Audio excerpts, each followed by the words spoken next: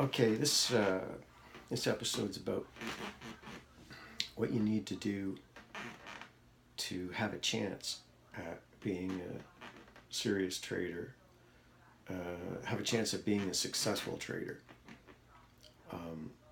You need to take yourself seriously.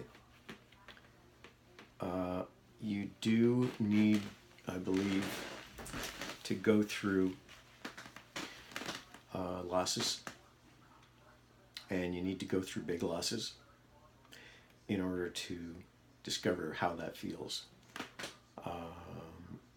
You can only do that so many times before you realize that that is something you plan to avoid.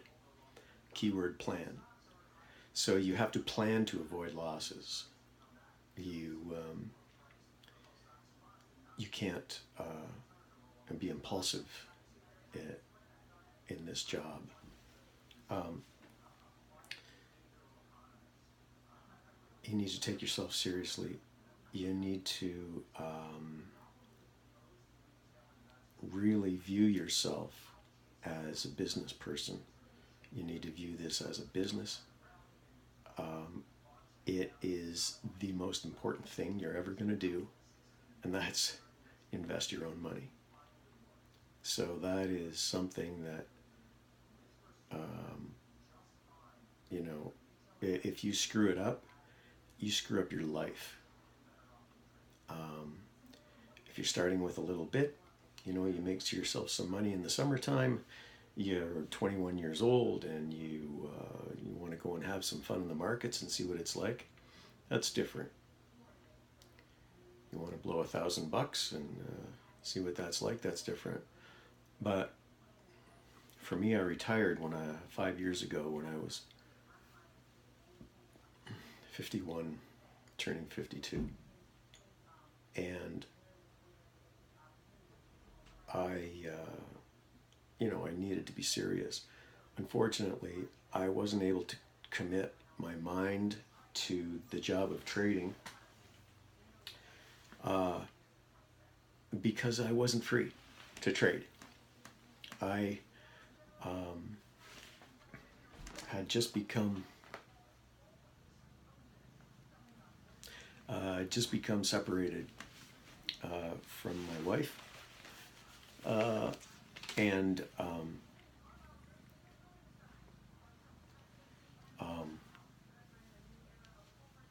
I had a daughter, a 15-year-old daughter living with me who was just entering high school, 14. And my mother, who was elderly, needed my help all the time. So I was very busy guy.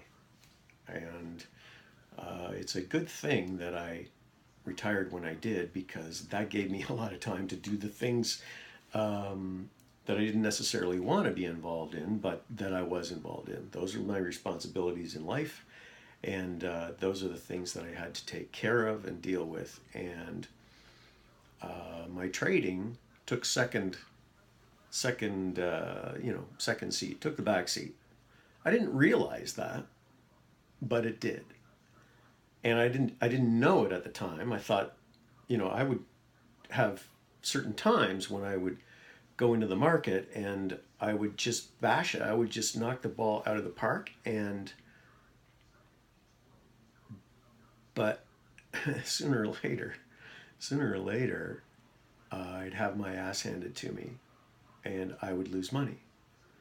And I could not understand why I couldn't focus. And it's because it was impossible for me to focus in those years.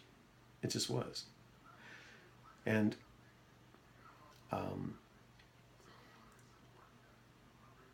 this year,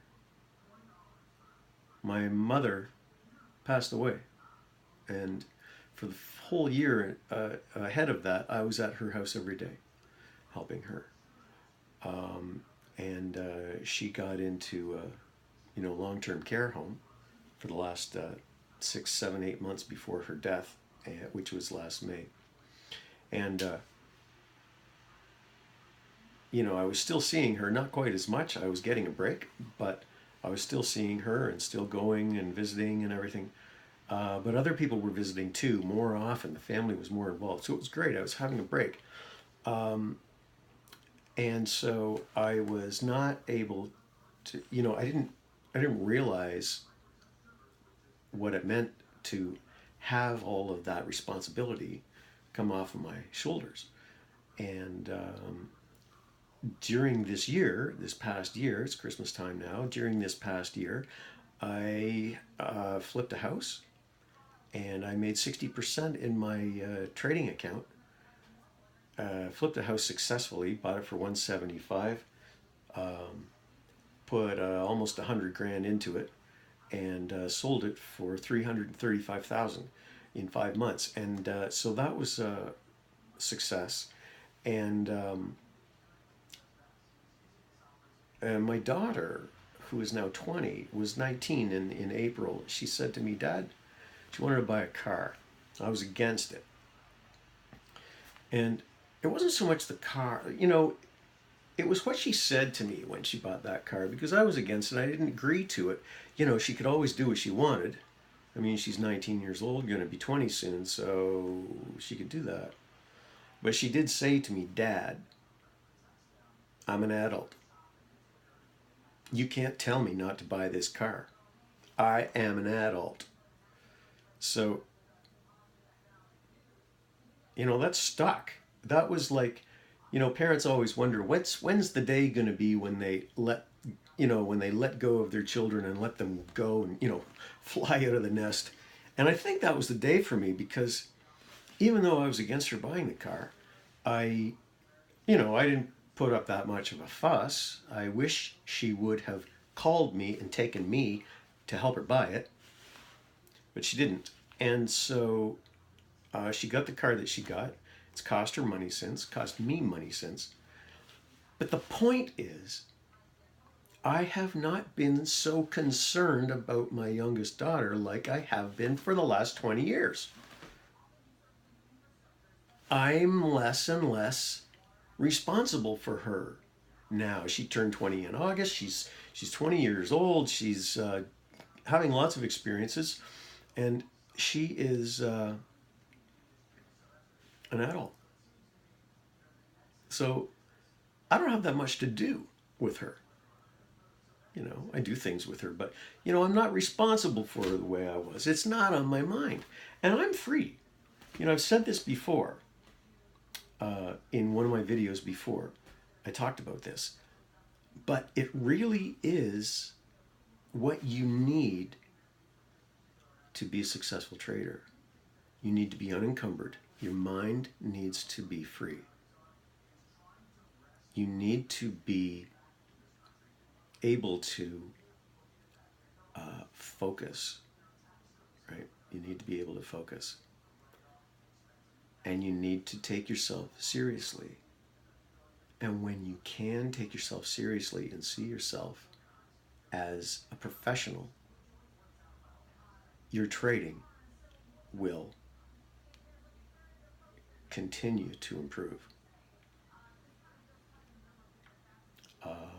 So I've never gone this long with such success in trading. I've had good years, I've had flat years, and something's changed this year. I know it has, because I'm making good decisions. I'm not feeling rushed. It's not like I've got to put on this position to make money before I get called away again, or I've got time to wait and sit for the good trades to come to me. And I've got time to systematically get myself invested in them. And I've got time to wait for them to mature into profiting, trades. And so now I'm able to view myself as a professional trader. It's what I do. I'm not retired. I'm a trader. And I'm